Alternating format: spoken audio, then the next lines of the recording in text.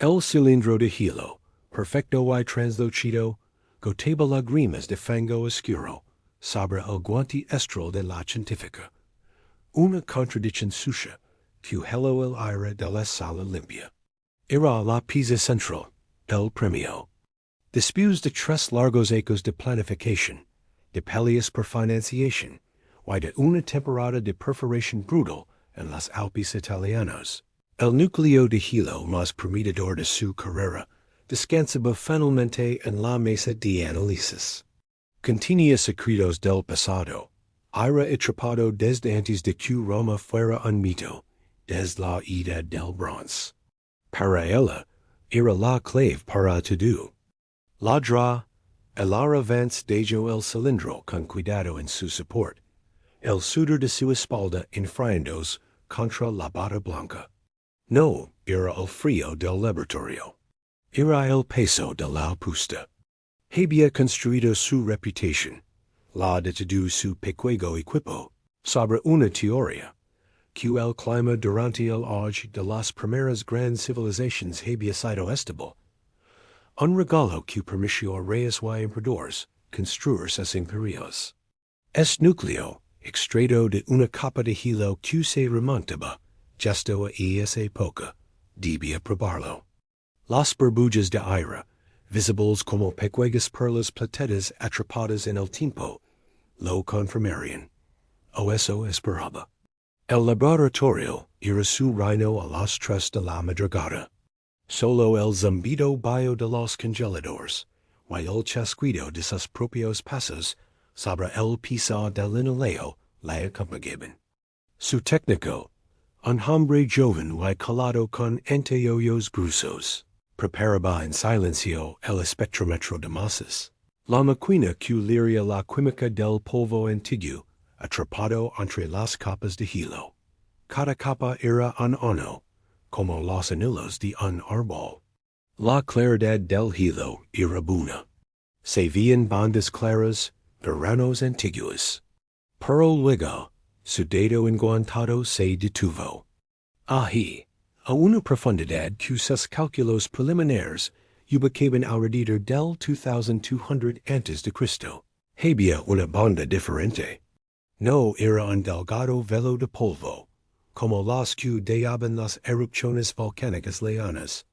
Era una costra. Una línea gruesa, opaca, de un color marrón terroso, y sucio, que parece traer la luz. Era ancha, abarcando lo que en la escala del tiempo serían décadas. Su corazón dio un vuelco lento y pesado, no en cojaba. No en su teoría del clima estable. Preparam una muestra de esa banda. Dio, y su voz sonó extrañamente plana en sus propios oídos. La más gruesa. El técnico asintió, tomando una herramienta de corte precisa. El proceso era lento, meticuloso. Un fragmento de hielo sucio fue colocado en un recipiente, luego salado y transferido a la cámara de gasificación. La máquina empezaría a calentarlo, liberando molécula a molécula el aire de Hace 4200 ecos. El aire se acercó al monitor del espectrómetro, cruzando los brazos. Observaba la pantalla en blanco, como un apostador mira los dedos antes del lanzamiento final. Mientras esperaba, su mente divagó hacia las conferencias. Las miradas de los colegas establecidos, hombres mayores cuyos nombres adoraban libros de texto, habían menospreciado su enfoque, argumentando que el clima era un actor secundario en el drama humano. La política, la guerra, la economía avance, le habían dicho con una sonrisa condescendiente. Y esas son las fuerzas reales, no el clima. Este núcleo era su respuesta, o lo había sido. El primer dato apareció en la pantalla. Luego, una cascada de números y picos en un gráfico. El aire se inclinó hacia adelante, sus ojos escaneando las líneas. Buscaba las firmas químicas del dióxido de azufre, del cobre, del estago, Las huellas dactilares de una gran erupción volcánica que podría explicar tanto polvo. Pero los picos no estaban allí. En su lugar, dominaban otros elementos: silicio, aluminio, hierro, sucinos y fruncio. Esos eran minerales de tierra. Polvo común, pero en cantidades que no eran normales. El estómago comenzó a apretarse. El técnico miró por encima de su hombro. Parece terrestre, murmuró. Demasiado terrestre, susurró el ara. Y la granulometría del escaneo láser. Las partículas son pequeñas, muy pequeñas. Del tamago que se transporta por el viento. Desde muy lejos. Ordenó un análisis isotópico. Una forma de rastrear el origen geográfico del polvo. Los minutos se arrastraban. Cada nuevo resultado que aparecía en la pantalla era como un clavo en el atado de su teoría original. No era polvo local de los Alpes. Los isótopos de estroncio y neodimio contaban una historia increíble. Las firmas apuntaban lejos, hacia el este. Muy hacia el este. Hacia la cuna de la civilización misma. Entonces llegó el dato definitivo. Un perfil de oligoelementos que coincidía, con una precisión escalofriante, con los sedimentos del delta de los ríos Tigris y Éufrates, del desierto de Mesopotamia. El aire que estaban analizando, atrapado en los Alpes italianos, contenía polvo que había volado desde lo que hoy es Irak y Siria. No era un evento de enano. La banda gruesa indicaba que esto había sucedido año tras año, década tras década. Un silencio espeso llenó la sala. El aire podía sentir el latido de su propia sangre en sus oídos. Esto no era una anomalía. Esto era una catástrofe climática grabada en el hielo. Una catástrofe de la que no tenían registro en los núcleos de hielo hasta ahora. Su mente, entrenada para conectar puntos a través del tiempo, dio un salto inevitable. Que pasaba en el mundo, específicamente en Mesopotamia, alrededor del 2200 AC. Sabía la respuesta, por supuesto. Cualquier estudiante de arqueología lo sabía. Fue el periodo del colapso abrupto, misterioso, del Imperio Acadio. La primera gran entidad política que unió a las ciudades-estado de Mesopotamia. Un imperio que, según las tablas de arcilla, se desvaneció en el caos, con ciudades abandonadas, y referencias a un gran silencio, y el hambre que todo lo devora. Los historiadores debaten las causas, invasiones, revueltas, mal gobierno. Pero ahora, él tenía algo que ninguno de esos historiadores había tenido Jonas. Un registro climático objetivo, imparcial, de ese mismo instante exacto. Y el registro gritaba una verdad distinta. El aire dio un respingo, su corazón galopando ahora en su pecho. La pantalla del espectrómetro seguía mostrando los picos silenciosos e implacables del polvo mesopotámico. El timbre sonó de nuevo, una demanda en la quietud rota. Ella extendió la mano hacia el teléfono. Sus ojos enclavados en el gráfico, que contaba la historia de un fin del mundo. El polvo en su guante, el mismo polvo de hace 4 milenios, parece arder contra su piel. La mano de la científica se quedó suspendida sobre el teléfono. Y sonado estridente clavandos en sus oídos. El gráfico en la pantalla, con sus picos de silicio y hierro, no parpadeaba. Era un hecho. Una verdad quieta y terrible. Respiró hondo. El aire del laboratorio le quemó los pulmones y descolgó. Era el director del instituto. Su voz lina de la prisa de la mañana. Había visto los correos automáticos del sistema, los que confirmaban la señalización de la extracción. Quería una actualización, un titular optimista, para el comite de financiación, que se reuniría en 2 días. Quantum tu tenemos algo bueno hablar, Dio. Con es tono de esperanza forzada que yo sabe cuando hablaba de dinero. Ella miró el núcleo de hielo, y esa columna turbia con su franja de enfermedad. Miró los datos. La palabra catástrofe le quemó la lengua. Paró en su lugar. Escuchó su propia voz, plana y controlada, saliendo de su boca. Los procesos de análisis están en marcha. Los datos iniciales son completos. Necesitamos verificación cruzada. No puedo dar nada presentado en colgo. El silencio que peor que el timbre. Había mentido por omisión. O tal vez solo se había escondido. Seguiro hacia su técnico, cuyos ojos, tras los cruzos lentes, eran 2 puntos de preocupación. Archiva esta ejecución bio calibration. Vamos a repetir el análisis de la banda de polvo. Y la de 50 ecos antes, y 50 ecos después. Necesitamos contexto. Su orden no era un procedimiento científico normal, era un retraso. El técnico esencial, sin hacer preguntas, pero el clima de la habitación había cambiado. El aire olía a ozono y atención.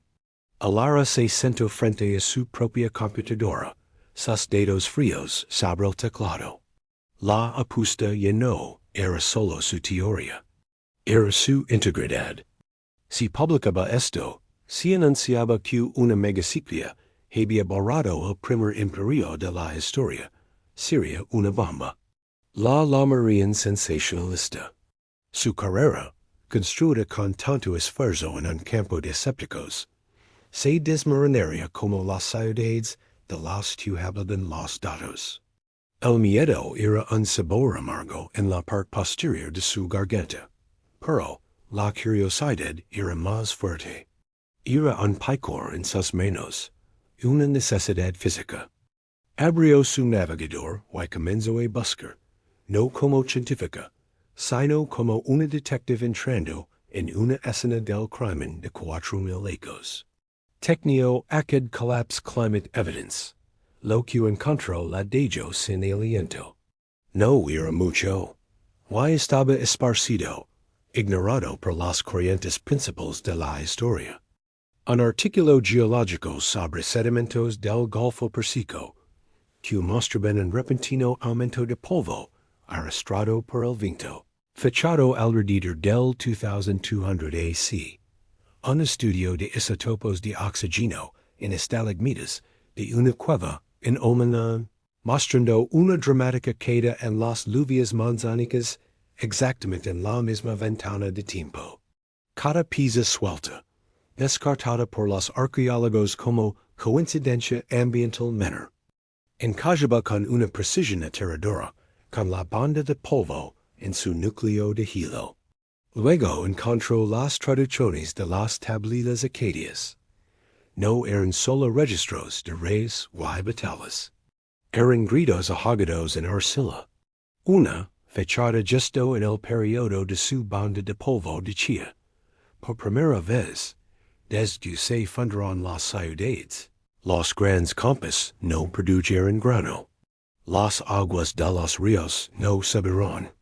Las tierras bajas se secarán. El polvo se acumuló en los canals. Otra maldición. Los cielos de arriba no dirán lluvia. Los campos de abajo no dirán grano. La cara del viento trajo una tormenta de salinidad. Lea las palabras, y luego miraba el espectrómetro, que ahora analizaba en silencio una nueva muestra. El polvo en el aire alpino era el mismo polvo que había cegado a los granjeros acadios, que había enarrado sus canales de irrigación, que había lanado sus pulmones. La conexión ya no era una hipótesis, era una certeza visceral. Su descubrimiento no era solo un dato climático, era el registro material del fin de un mundo.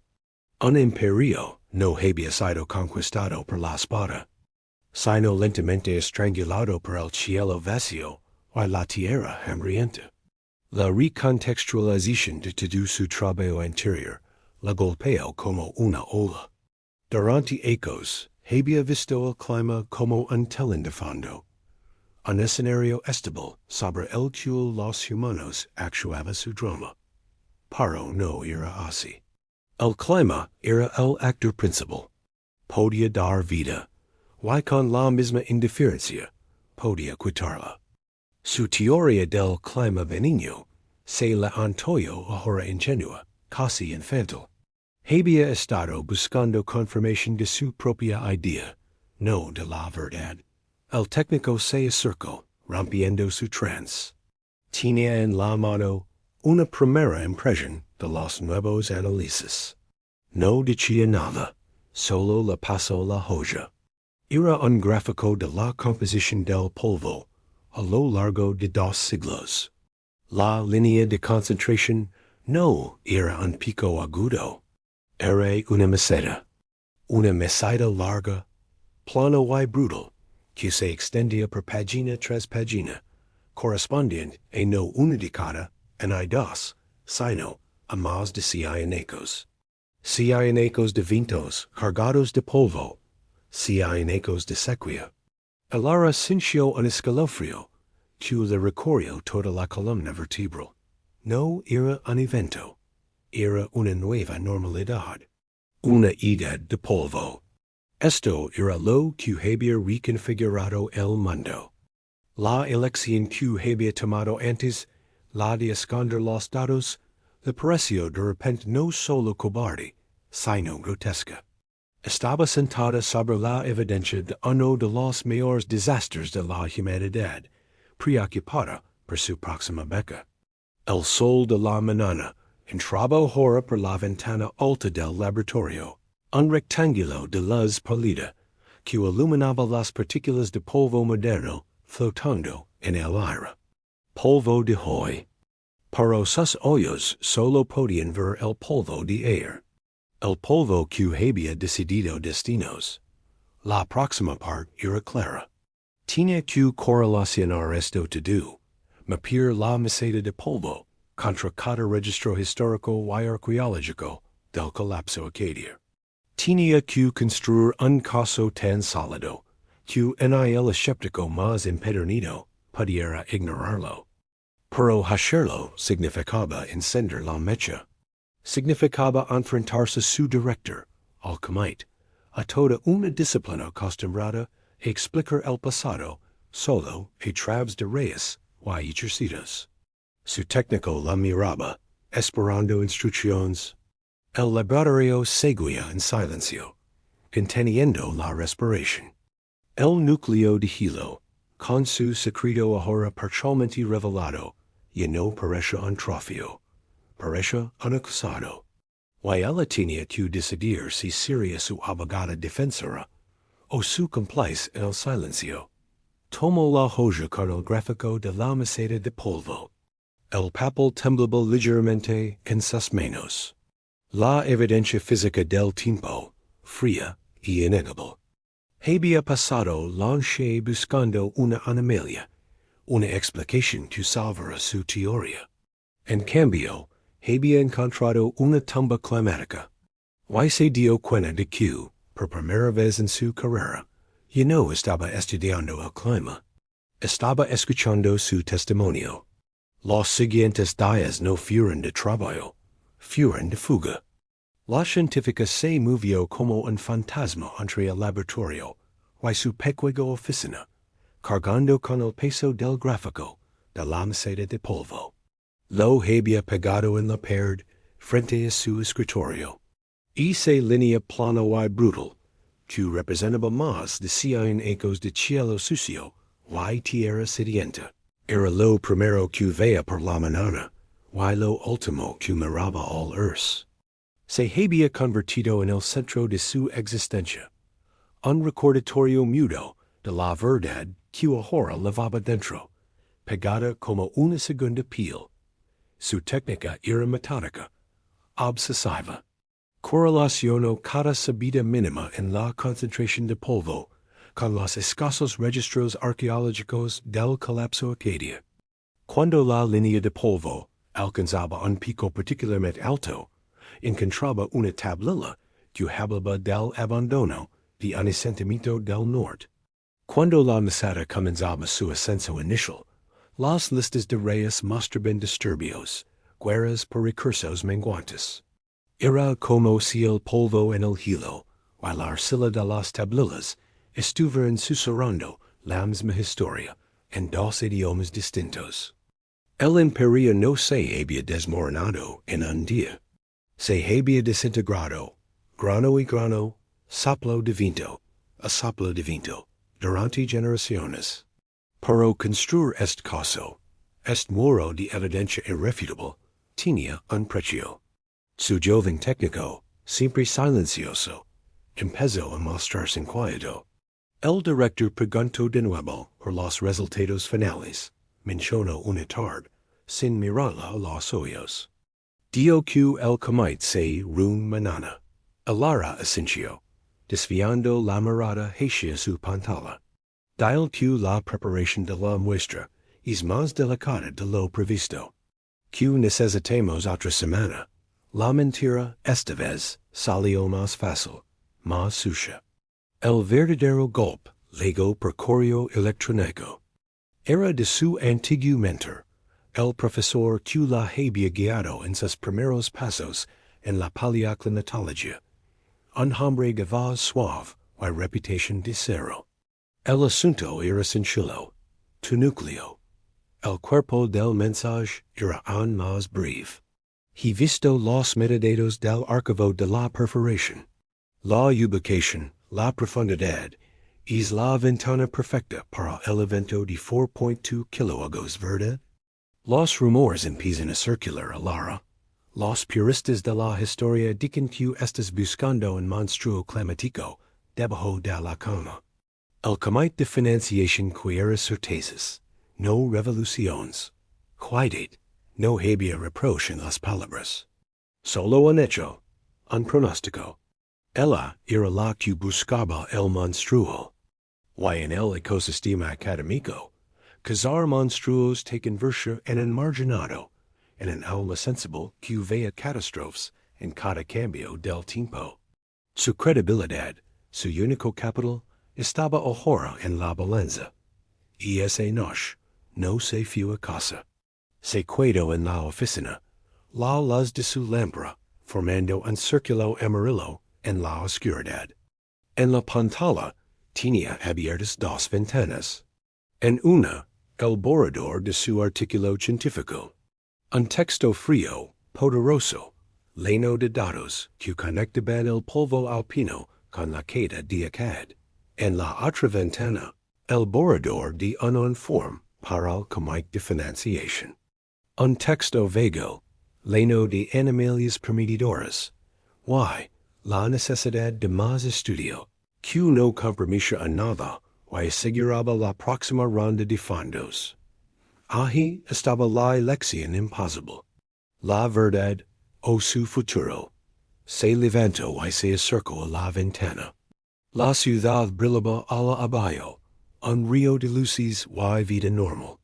Trató de imaginar, de verdad imaginar, lo que esa meseta de polvo significaba en términos humanos. No eran líneas en un gráfico. Eran padres viendo morir de hambre a sus hijos. Eran agricultores cavando pozos cada vez más profundos, hacia un agua que había desaparecido. Eran familias empacando lo poco que tenían y abandonando sus hogares, convirtiéndose en refugiados climáticos hace 4.000 años. Su ambición, su deseo de tener razón y de ser reconocida, se la antojo de repente pequeña, patética. Estaba usando la peor desgracia de gente antigua como un peldaño para su carrera. Este fue su momento frente al espejo. No se vio como la científica brillante que desafía al establishment. Se vio como una oportunista. Alguien que, al descubrir la tumba de una civilización, lo primero que pensó fue en cómo decorarla con su propio nombre. El sabor del autoengaño era amargo y metaleco en su boca. Había dedicado su vida a desentregar verdades del pasado, pero había estado dispuesta a ignorar la más importante por miedo. El silencio de la oficina era absoluto. Podía oír el zumbido leano de los servidores en el sótano. Miró sus manos, las mismas que habían manipulado con cuidado el núcleo de hielo. Eran las manos de una descubridora o de una sepulturera. Tomó una decisión. No fue dramática. Fue un suspiro profundo, un hundimiento de los hombros, seguido de una extraña ca. Es más de 4,000 ecos, en lo que hoy es Irak y Siria, floreció el primer gran imperio de la historia, el Imperio Acadio. Bajo el mando del legendario Sargon de Akkad, unificaron una vasta región, construyeron ciudades impresionantes y desarrollaron un sistema de escritura que cambiaría el mundo. Eran poderosos, organizados y parecían invencibles. Y sin embargo, en apenas 200 ecos, el coloso de la antigüedad se desmoronó. ¿Qué pudo derribar un imperio tan formidable? Durante décadas, los historiadores debatieron sobre invasiones, luchas internas o una mala gestión. Pero la respuesta, sorprendente, no estaba en los palacios, ni en los campos de batalla. Estaba oculta bajo nuestros pies, esperando ser leída en el lenguaje silencioso de la tierra. Esta es la historia de cómo una científica, la DRA, a la avance, descifró el lenguaje, y resolvió uno de los mayores misterios arqueológicos, revelando la verdadera causa del colapso Acadia, una catástrofe climática de proporciones épicas. Imaginen a la avance, una joven paleoclimatóloga llena de curiosidad. Mientras sus colegas se enfocaban en núcleos de hielo, de los polos o en hilos de árboles milenarios, a Lara le fascinaba el polvo. Sí, el polvo. Para las capas de sedimento acumuladas durante milenios en el fondo de los lagos y mares eran como las páginas de un libro de historia, un registro detallado del clima del pasado. Su investigación la llevó al Golfo de Oman, un lugar estratégico porque recoge el polvo arrastrado por los vientos desde la antigua Mesopotamia, el corazón del Imperio Acadio. La teoría era simple pero brillante. Si hubo un cambio climático drástico en esa región, el tipo y la cantidad de polvo depositado en el fondo del Golfo debían reflejarlo. El trabajo fue minucioso y agotador. Alara y su equipo pasaron meses a bordo de un buque de investigación, extrayendo largos cilindros de sedimento, llamados testigos. Cada centímetro de esos testigos representaba décadas de historia. De vuelta en el laboratorio, comenzó el verdadero desafío. Analizaron cada capa, buscando cambios en la composición química. En particular, se fijaron en la dolomita, un mineral que solo se forma en ambientes extremadamente secos y ventosos. Si encontraban un pico de dolomita, sería una prueba irrefutable de una gran sequía. Día tras día, los datos se acumulaban en su pantalla, y entonces lo vio. Justo en la capa de sedimento que correspondía a unos 4.20 ecos, el momento exacto en que el Imperio Acadio comenzó a temblarse, los niveles de dolomita se dispararon. No fue un pequeño aumento, fue una explosión. La concentración de polvo mineral transportado por el viento se multiplicó por 10, indicando un cambio abrupto hacia condiciones de aridez extrema. No era una sequía normal, de esas que duran unos pocos ecos. Los datos sugieren algo mucho más aterrador, una megasequía que se prolongó durante casi 300 ecos. La emoción en el laboratorio era palpable. Pero Elara sabía que una sola prueba no era suficiente. Para que la comunidad científica aceptara su revolucionaria teoría, necesitaba más evidencias. Así que buscó confirmación en otros registros naturales de la región. Analizó los corrales del Mar Rojo, que también registran cambios en la salinidad y temperatura del agua, y encontró la misma señal. Luego, estudió los sedimentos del lago Van en Turquía, y de nuevo, los datos coincidían. Era como un eco climático resonando a través de diferentes archivos naturales. La MegaSequía de Hace 4.200 ecos no fue un evento local, fue un cataclismo que afectó a todo el Medio Oriente. Ahora, con las pruebas climáticas en la mano, el avance volvió a los textos antiguos y los registros arqueológicos. Y todo empezó en Cager. Los textos cuneiformes de la época hablaban de una maldición, de campos que no daban fruto, y de gente que abandonaba las ciudades. Los arqueólogos habían encontrado evidencia de un abandono masivo de las ciudades del norte de Mesopotamia, precisamente las más vulnerables a la falta de lluvia. Las grandes murallas no podían detener la sed. Los ejércitos no podían luchar contra el hambre. El poderoso Imperio Acadio, que dependía de la agricultura para alimentar a su población y mantener su burocracia, se vio estrangulado por la falta de agua. La sequía provocó hambrunas masivas. La gente de las zonas rurales, desesperada, migró hacia las ciudades del sur, que todavía podían irrigar sus campos gracias a los ríos Tigris o Éufrates. Pero esta migración masiva desestabiliza el imperio. La superpoblación, la escasez de alimentos y el colapso del orden social crearon un caos que ningún gobernante pudo controlar. El imperio se fracturó. Los textos hablan de los guerras, un pueblo que no conocerá, que descendieron de las montañas Zagros y se aprovecharon de la debilidad acadia. Pero no fueron los guerras quienes destruyeron el imperio. Simplemente le dieron el golpe de gracia a un gigante que ya estaba de rodillas, vencido por la naturaleza. El trabajo de el avance no solo resolvió el misterio del colapso acadio, sino que cambió fundamentalmente nuestra comprensión de la historia. Demostró que el clima no es solo un telón de fondo sobre el que actúan los humanos, sino un protagonista poderoso y a veces decisivo. Nos enseñó que incluso las civilizaciones más avanzadas y poderosas son vulnerables a los cambios ambientales. Los acadios no fueron víctimas de su propia incompetencia o decadencia moral, como algunos historiadores habían sugerido.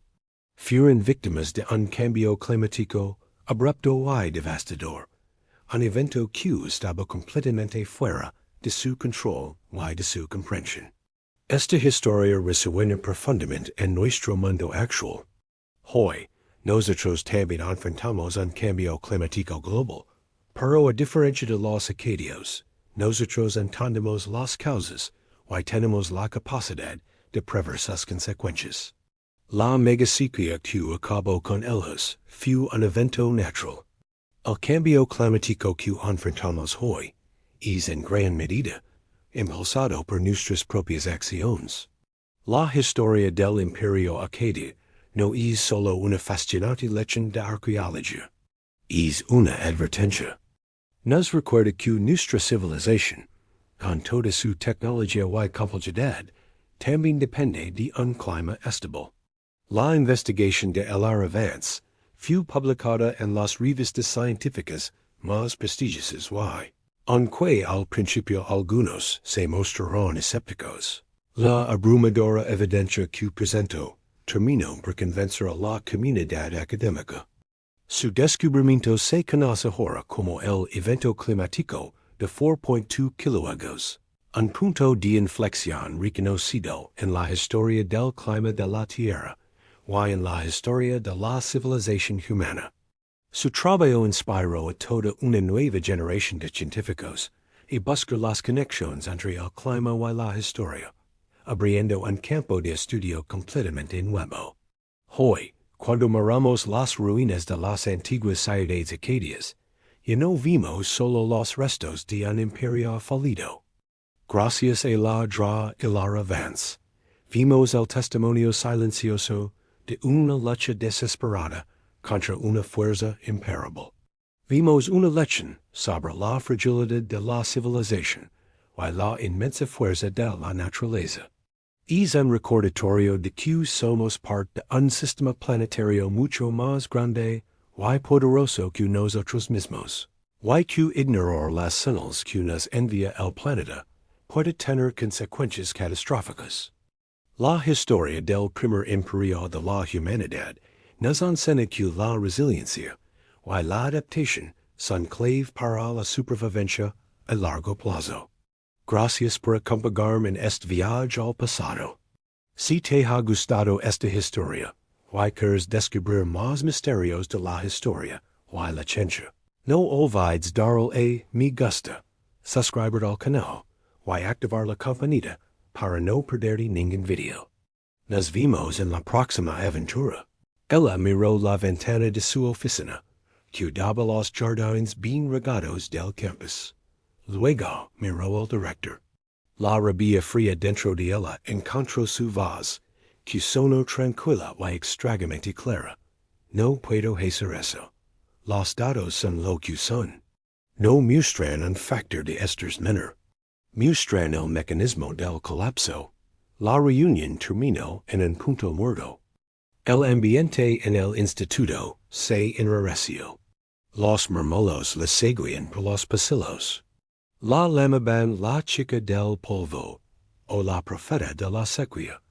Cantanos que iban de la burla a la preocupación condescendiente. Su obstinación, ahora su arma, la aislaba, pero ya no le importaba. Había cruzado un hombro. No luchaba por reconocimiento, ni siquiera por la verdad abstracta. Luchaba por dar voz a la redención muda, atrapada en el hielo. Por esos guerreros acadios cuyos nombres se habían perdido, pero cuyo sufrimiento había quedado registrado en la química de la atmósfera. El momento culminante, luego de la forma más moderna y despiadada, una conferencia virtual internacional sobre cambio climático en la historia humana. Su mentor, sabiendo la tormenta que se avecinaba, le había conseguido un último minuto en el programa. Un juego de 15 minutos, relegado a la última sesión de un viernes por la tarde, cuando la mayoría de los asistentes estarían mentalmente de camino a casa. Era la plataforma perfecta para ser ignorada o para ser sacrificada. El día de la presentación, su oficina estaba en silencio. Se conectó a la videollamada. En la pantalla, vio una cuadrícula de caras diminutas, algunas visiblemente aburridas, otras tecleando en sus ordenadores. Unos 50 asistentes, en el mejor de los casos. Algunos de los nombres eran importantes. Pesos pesados de la arqueología y la historia antigua que despreciaban lo que llamaban determinismo climático. Ella era la única paleoclimatóloga en la sesión. Comenzó. Su voz era plana al principio, describiendo la ubicación del núcleo, los métodos de datación. Vio como algunas de las caras en los mosaicos desaparecen, desconectándose. Luego mostró el primer gráfico, la banda de polvo. Esta es la muestra física de aire, con una antigüedad de 4,200 años, procedente de los Alpes italianos. La firma isotópica del polvo es mesopotámica. Unas cuantas se alzaron. Alguien dejó de teclear. Continuó. Mostró la correlación con las estalagmitas de Oman, con los sedimentos del Golfo, La línea de tiempo empezó a tomar forma. Luego, puso en pantalla las traducciones de las tablelas. Leo en voz alta, lentamente. Por primera vez, desde que se fundaron las ciudades, los grandes campos no produjeron grano. Las aguas de los ríos no subirán. Hizo una pausa. Esta no es una metáfora. Es un informe meteorológico. El ambiente en la cuadrícula virtual cambió. El aburrimiento se convirtió en atención tensa. Un historiador reconocido, un hombre de cabello blanco y expresión severa, activó su micrófono. Vance, son correlaciones fascinantes, pero correlación no es causalidad. El Imperio Acadio era una estructura compleja. Atribuir su queda al clima es simplificar enormemente la agencia humana, la política, la economía. Era el argumento predecible, el muro contra el que todas sus esperanzas se habían estrellado antes. Aquí fue donde usó su arma. No se defendió con pasión, lo hizo con física. Entiendo el escepticismo dio, y su tono era casi pedagógico. Por eso no nos quedamos en la correlación. Hizo clic. En la pantalla compartida apareció la simulación por ordenador. El mapa del mundo antiguo. La manca marin de Arides, comenzando a extenderse desde Mesopotamia. Los vientos, representados por flechas animadas, recogiendo el polvo y levándolo en un largo y little arco hacia el noroeste. La audiencia virtual guardó silencio. Solo se oía el leve zumbido de su micrófono. Este modelo, continuó ella, su voz ganando una intensidad contenida, utiliza parámetros físicos basados en nuestros datos proxy. No asume colapso. Simula las condiciones climáticas que nuestros registros indican. Y lo que produce. Hizo una pausa, mientras la manca marin cubría por completo el corazón de Ecad, y las flechas de polvo atravesaban la pantalla. Es el transporte masivo del limo mesopotámico hasta los glaciares alpinos. Es la recreación física del evento registrado en nuestro núcleo de hielo. No es una interpretación histórica. Es una secuencia de causa y efecto climático. El silencio al otro lado de la pantalla era absoluto. El historiador de cabello blanco miraba fijamente la simulación, su boca ligeramente entreabierta. La cuadrícula de caras mostraba ahora incredulidad, concentración, shock. Ella hizo el último clic. Apareció una imagen simple.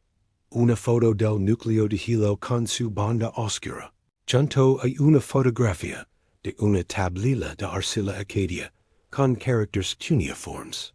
Tenemos el testimonio material, atrapado en el hielo. Dio, su voz bailando a poco más, un susurro cargado de peso.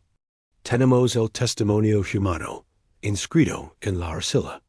Y tenemos la física que los conecta. No estamos hablando de un factor que contribuye. Estamos hablando del mecanismo que hizo insostenible la vida, tal como la conocen. Se detuvo. Había consumido sus 15 minutos. La pantalla estuvo en silencio durante lo que pareció una eternidad. Luego, el moderador, vacilante, dio las gracias por la provocadora presentación. La sesión se cerró. Su pantalla volvió al escritorio de su ordenador. Durante un minuto no se movió. El latido de su corazón resonaba en sus oídos. No sentía triunfo. Sentía un agotamiento enorme y vacío. Había lanzado la bomba. Había usado su obstinación como un martillo para clavar la verdad en el muro de la indiferencia académica. No sabía si el muro se había resquebrajado o si simplemente había hecho mucho ruido. Luego, su bandeja de correo electrónico comenzó a sonar. Un ping. Otro. Y otro más. Mensajes de algunos de los asistentes. Podría acceder a los datos brutos del núcleo? Decía o no. ¿Ha considerado comparar esto con los registros del Nilo en ese periodo? Preguntaba otro. Un tercero, del historiador de cabello blanco, simplemente decía, necesitamos hablar. Tengo preguntas. No eran adulaciones. Eran engagement. Era el sonido del muro crujiendo. Habían escuchado. Quizás no estuvieran de acuerdo, pero ya no podían ignorarlo.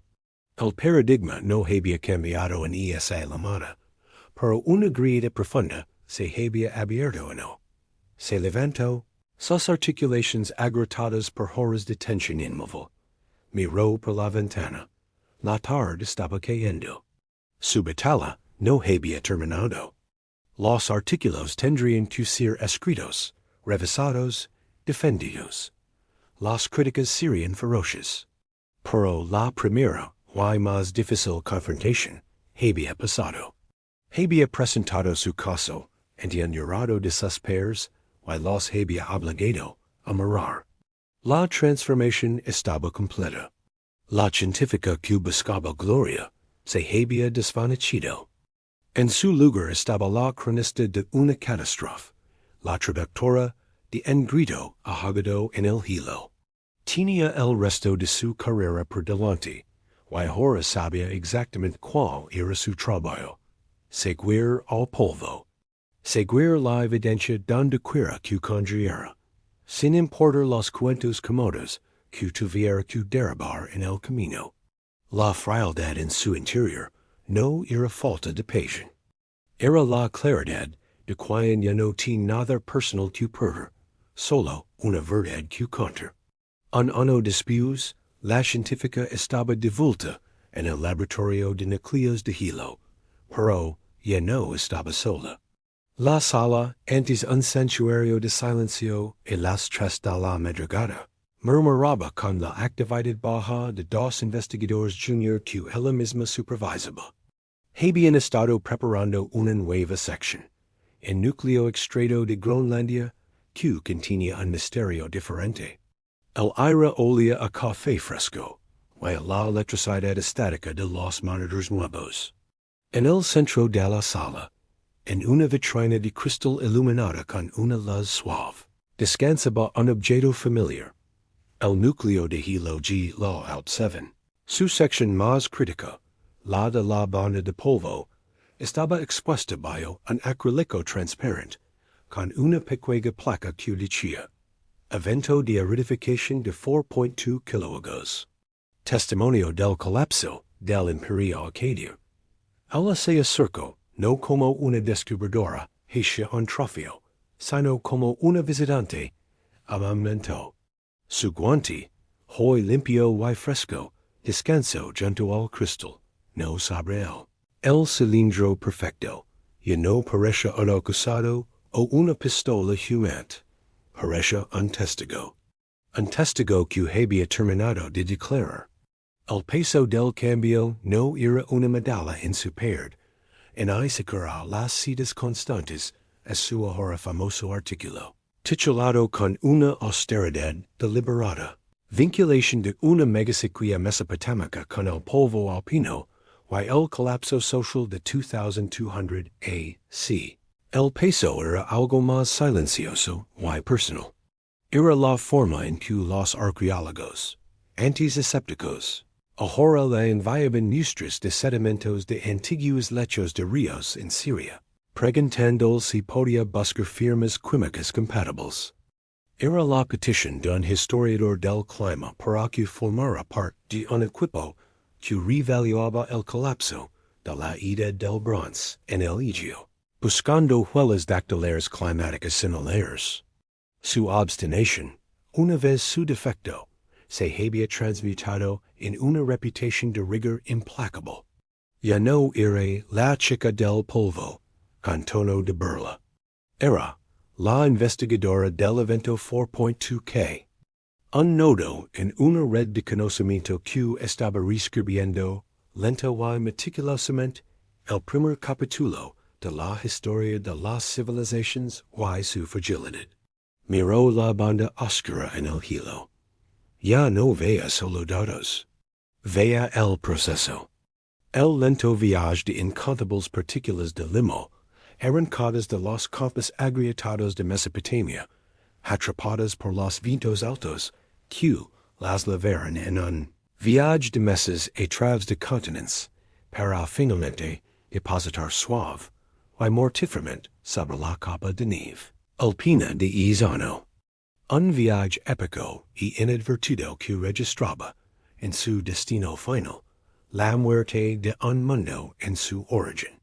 La cicatriz no estaba solo en el hielo, estaba en la comprensión humana.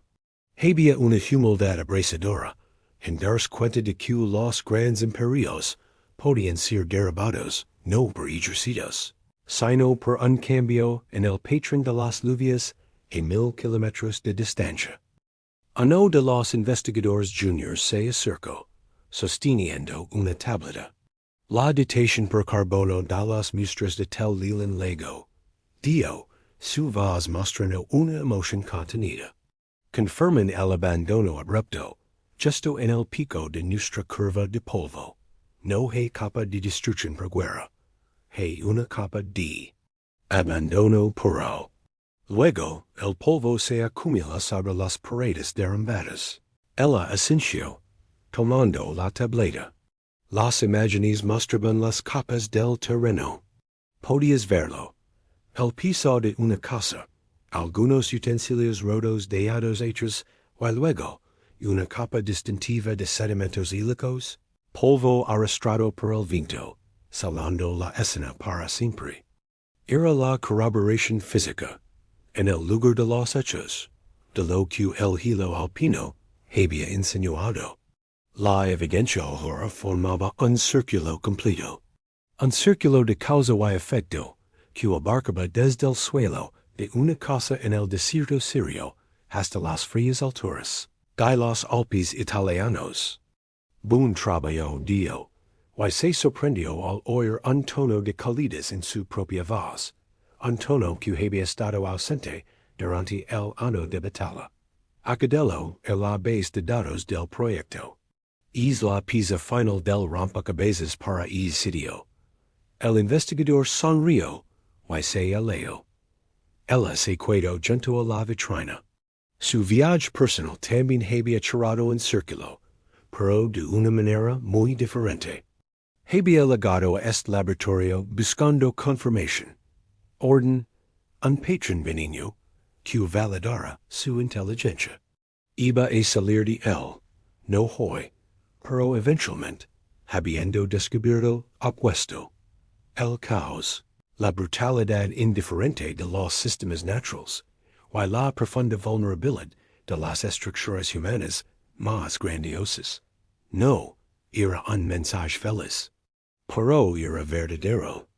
Y en la ciencia, como ella había aprendido de la manera más difícil, la verdad, por incómoda que sea, es el único resultado que perdura. Sacó su teléfono y abrió su correo electrónico. Había un mensaje nuevo de su antiguo mentor. El asunto era el próximo martillo. El mensaje decía: leí el nuevo paper sobre tel Leland. Un trabajo impecable. Y no están discutiendo asterisk si asterisk ocurrió. Están discutiendo asterisk como asterisk se desarrolla. Has cambiado la conversación. Ahora que el núcleo de Groenlandia que tienes ahí contiene un pico de metano intrigante alrededor del 1200 AC, justo cuando el Mediterráneo Oriental ardía en colapsos. Solo digo, no busques patrones benignos, Elara. Busca las grietas en el mundo. Eso es donde está la verdad. Cerró el correo. Miró hacia la otra mesa, donde el núcleo de Groenlandia, largo y pálido, como un hueso de la tierra, esperaba en su support. Había una nueva banda ahí, no de polvo, sino de unas burbujas de aire que contenían una concentración animal de metano. Otra animalia. Otra posible grieta. Antes, esa perspectiva la habría adorado. Habría visto otra apuesta, otra posible queda. Ahora, solo sintió una curiosidad serena y determinada. No era una cazadora de monstruos. Era una cartógrafa de los límites. Una trazadora de los puntos de ruptura entre la civilización y el clima. Se ajustó la bata, sintiendo la familiar textura del algodón sobre su ropa. Dio una última mirada al núcleo de hielo alpino en su vitrina. El objeto era el mismo, el cilindro perfecto. Pero ella ya no era la misma persona que lo había recibido con manos temblorosas de ambición. Esa mujer había sido deshecha y rehecha por la verdad que el cilindro contenía. Las cicatrices de esa transformación era invisible, pero tan real como la banda de polvo en el hielo. Era el conocimiento permanente de que debajo de los pies de cada imperio, por majestuoso que sea, no hay roca sólida, solo tierra, clima y tiempo. Y a veces, el tiempo tres sequías que Durante años se volvió hacia el núcleo de Groenlandia. Este bien, murmuró para sí misma, una declaración silenciosa para el próximo testigo, para el próximo capítulo de Colapso, grabado en el hielo. Muestren lo que guardas. Y cogiendo una herramienta de muestra limpia, se acercó a la mesa, lista para comenzar de nuevo, pero con hoyos completamente distintos. Los hoyos de alguien que ya sabía lo que era socer un fragmento del fin del mundo, y que tenía la fortaleza y la responsabilidad de seguir escuchando lo que el hielo tenía que contar.